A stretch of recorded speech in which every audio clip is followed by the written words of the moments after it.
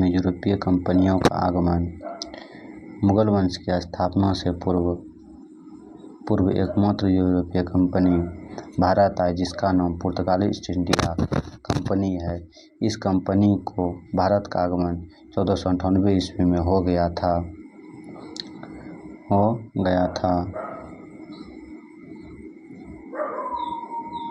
भारत आने वाली प्रथम यूरोपीय कंपनी पुर्तगाली है तथा सबसे अंतिम में भारत जाने वाली यूरोपीय कंपनी पुर्तगाली है। अर्थात हम यह कह सकते हैं कि भारत में सबसे अधिक वर्षों तक भारत रहने वाली यूरोपीय कंपनी पुर्तगाली है। 15वीं सदी में यूरोप महादेश के दो देश स्पेन और पुर्तगाल ने भौगोलिक खोजों में सबसे महत्वपूर्ण भूमिका निभाया। पुर्तगाली यात्री बार्थोलोमेओ डियास 1487 ईस्वी में केप ऑफ गुड होप अर्थात आशा अंतरिक्ष द्वीप की खोज की। स्पेन यात्री कोलंबस 1492 में अमेरिका की खोज की और उन्हें नई दुनिया का घर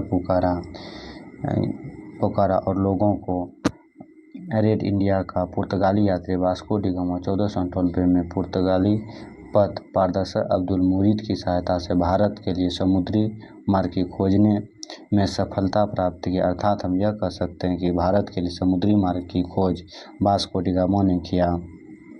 वास्को डी गामा सर्वप्रथम केरल के मालाबार तट पर अर्थात भारत के पश्चिमी तट पर पहुंचा। वास्को डी गामा का स्वागत केरल के राजा जयमरीन ने किया जिसका विरोध अरबी मुल्क के व्यापारियों ने किया।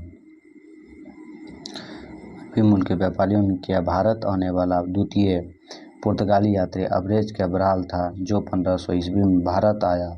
उन्होंने ब्राज़ील की खोज की। पुर्तगाली वास्को डी गामा 1498 में भारत लौटने के क्रम में कुछ मसाला भारत से खरीदा और उसे वह मसाला को लेकर पुर्तगाल वापस गया।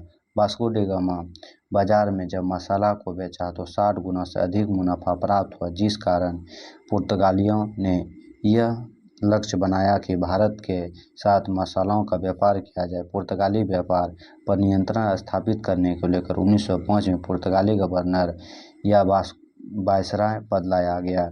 प्रथम पुर्तगाली वायसराय 1505 में फ्रांसिस्को डी अल्मोडा बना जो 1509 ईस्वी तक इस पद पर रहा। अल्मोडा ने समुद्र पर कब्जा करने को लेकर एक नीति चलाई जिसे नील नीति कहा जाता है। इस नीति के तहत पुर्तगालियों ने समुद्र पर कब्जा कर लिया जिस कारण पुर्तगालियों को समुद्र का स्वामी कहा जाता है।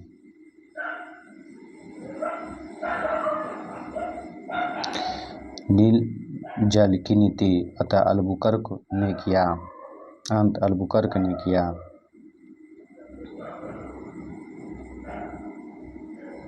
पुर्तगालियों का मुगलों के साथ संबंध स्थापित अकबर के समय हुआ।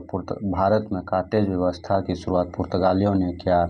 मुगल बादशाह अकबर ने पुर्तगालियों से अरब सागर में व्यापार करने को लेकर कॉटेज खरीदा था। चोल का युद्ध 1508 ईस्वी में हुआ। दूसरा पुर्तगाली गवर्नर 1509 ईस्वी में अल्फांसो डी अल्बुकर्क आया जो 1515 ईस्वी तक इस पद पर रहा। अल्बुकर्क को भारत में पुर्तगाली साम्राज्य का वास्तविक संस्थापक माना जाता है। अल्बुकर्क ने 1510 में बीजापुर के सुल्तान यूसुफ आदिल शाह से गोवा छीन लिया। अल्बुकर्क ने पुर्तगाली पुरुषों को प्रोत्साहित किया कि वे भारतीय स्त्रियों से विवाह करें। अल्बुकर्क को राजा राम मोहन राय की पूर्वगामी कहा जाता है क्योंकि अल्बुकर्क ने पुर्तगालियों द्वारा शासित भारतीय क्षेत्रों में सती प्रथा का अंत किया।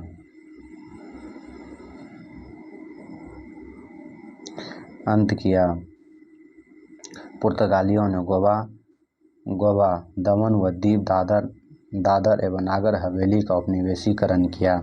पुर्तगालियों ने मध्य अमेरिका से आलू, तंबाकू, मक्खा भारत लाया। अर्थात हम यह कह सकते हैं कि पुर्तगालियों ने भारत का आगमन होने से ही भारत में उपलब्ध वस्तुओं की खेती प्रारंभ हुआ। पुर्तगालियों ने भारत में प्रिंटिंग प्रेस, जहाज निर्माण कला का विकास किया। वास्को डी गामा 3 बार भारत आया।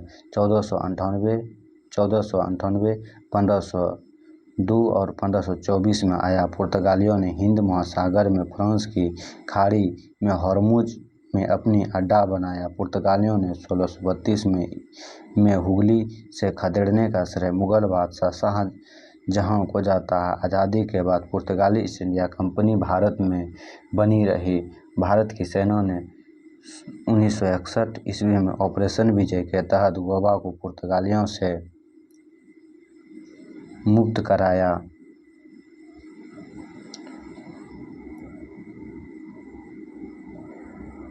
1961 ईस्वी में गोवा से पुर्तगाली गवर्नर एंटियो सिल्वा हुआ करते थे।